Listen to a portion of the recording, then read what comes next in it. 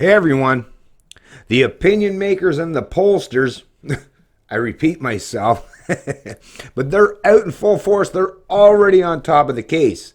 This in regards to the PC leadership race, the consequence of the major fallout from Patrick Brown. Like, I don't know, if that guy was innocent, what an idiot for just stepping down. What an idiot for basically just sticking his tail between his legs and not standing on principle or showing some firm convictions, standing up for his innocence. If he's truly innocent, I mean, think about it. If you were accused of something that you knew you were innocent of, or that you knew wasn't criminal in nature of any sort, wouldn't you stand up? Wouldn't you make a fuss?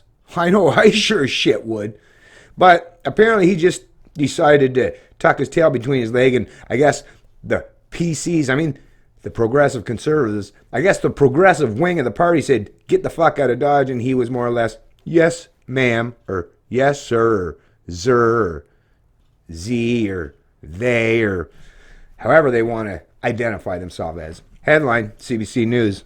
Analysis, Ontario PC race. Polls explore how voters view leadership hopefuls. Polls suggest PCs still lead Liberals despite tumult around leadership. Polls, right? Polls. Think about it. As we all know, these polls, it's all basically heavily reliant on sampling. And depending on which method they use, so if you use landlines, think about the kind of people that answer landline polls, right?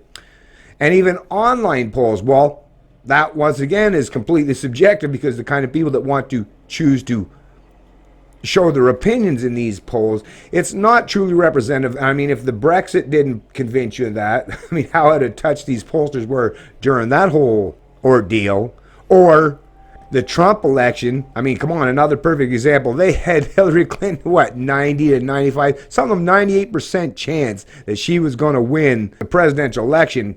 How'd that turn out? Like I say, they put these polls on, more or less, they try to pretend that they're doing it so that they can give you an idea, the pulse of the people. But in reality, what they're really doing, today anyways, maybe in the past, that might have been the initial concept and the reason for doing polling. But as you see today, it's all about creating a narrative. The resignation of Patrick Brown as Ontario Progressive Conservative leader and the campaign to replace him have shaken up politics in the province with just 4 months to go before the next election. 3 contestants have already declared their intentions to run for the leadership. Caroline Mulroney, former PC MPP Christine Elliott, who is mounting her 3rd bid for the party leadership, and former Toronto City Councillor and mayoral candidate Doug Ford. Hashtag Ford Nation. The political landscape in Ontario is competitive, but a series of polls conducted since Brown's exit suggests the election remains the PC's to lose, and that one of the leadership candidates in the running could make that outcome more likely. So even with all the turmoil, these pollsters are still even, like I say, no matter how they twist or spin it, it's still saying that Wynne and her Liberals are in serious trouble, folks.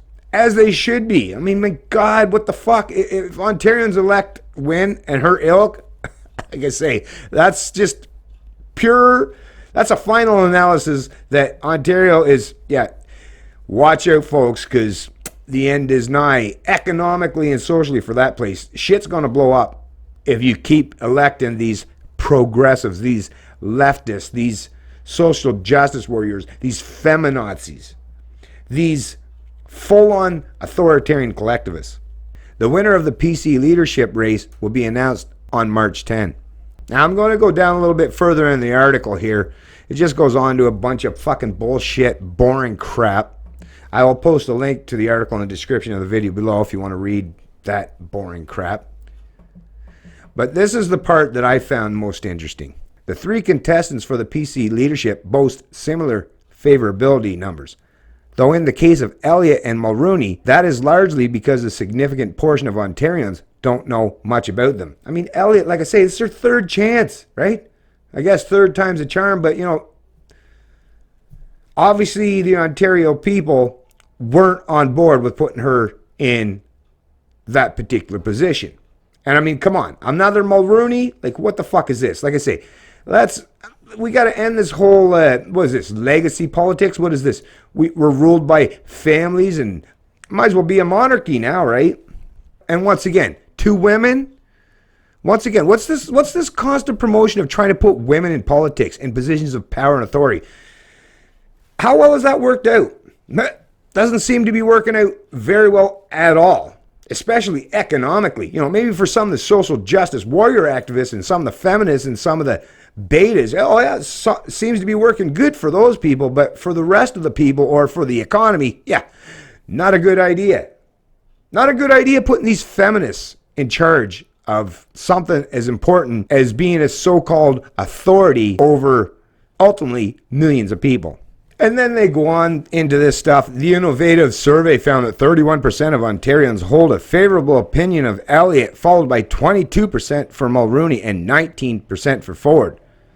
Only 12% of Ontarians said that they had an unfavorable view of Mulrooney, and just 5% had an unfavorable view of Elliott.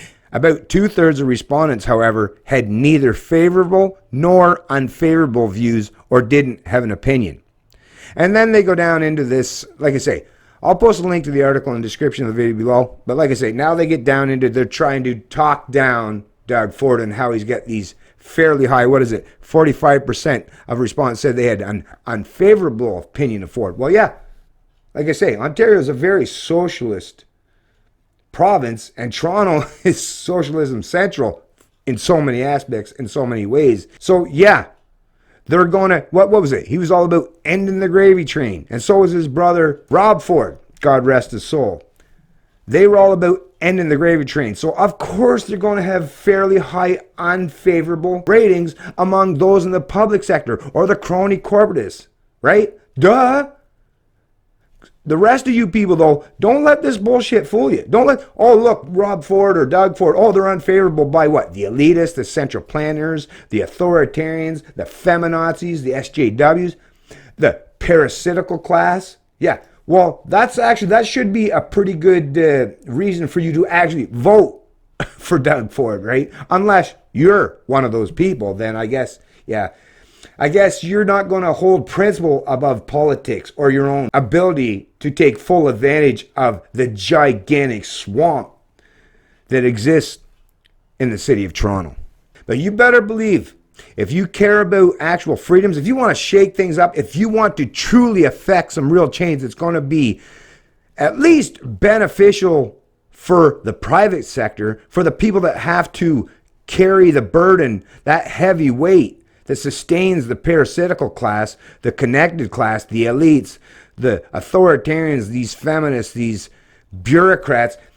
If you want to send a message to them, just like they did in the UK and they're doing in the United States and in other jurisdictions all around the Western world, yeah, you need to support Doug Ford.